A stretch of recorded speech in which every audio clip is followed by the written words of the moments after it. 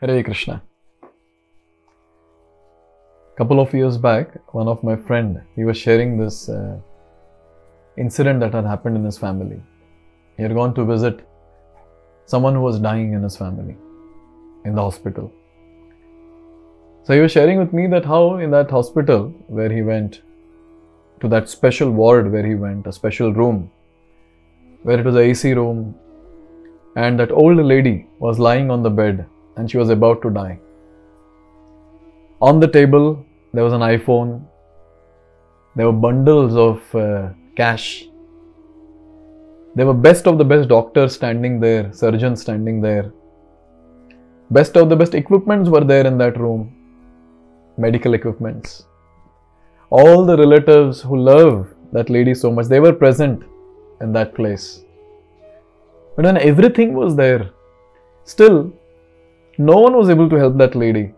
She was just moaning on the bed and she left her body. This is a fact. This is a fact. No one in this world can save us at the time of death. No one. Doesn't matter how much money we have.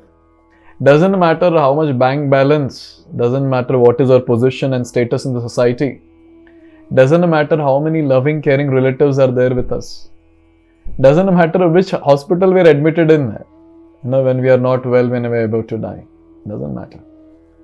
Because at that time, who can save us? No one or nothing on the material platform can save us. Nothing.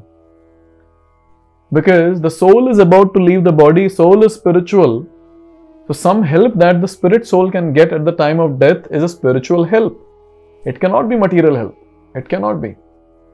Therefore, it's a very, very important thing to note that at the time of death, on the deathbed, no one can help us.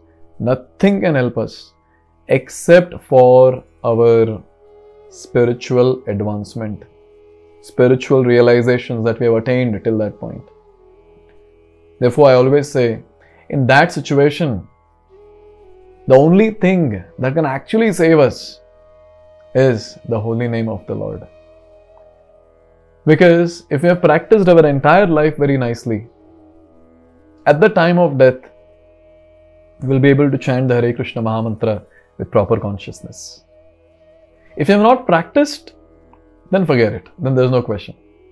Then we will also be like that old lady who had everything around, but then just moaning and dying. That's it. There's so much of pain, so much of agony, so much of sadness of leaving this world that will haunt us at that time. Therefore, every single day when you're picking up our bead bag and we're putting our hand inside that and we're preparing to chant, we should remember that every mantra that we're chanting is going to save us on the deathbed. Every mantra. So just imagine how careful our chanting should be, how attentive our chanting should be.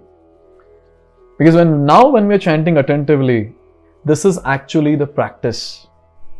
This is actually the practice for that final day when we will be tested.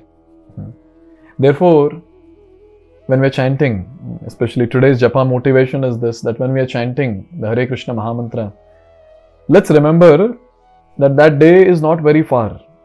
That day is very close. Because we don't know how close it is. So it is very close. The day is very close. Therefore, let me prepare for that day by chanting attentively. Hare Krishna, Krishna Krishna, Hare Hare, Hare Rama, Rama Rama, Hare Hare. Every word, every syllable, let's try to hear. And whenever we are not able to chant properly, not able to chant attentively, let's pray to Krishna intensely.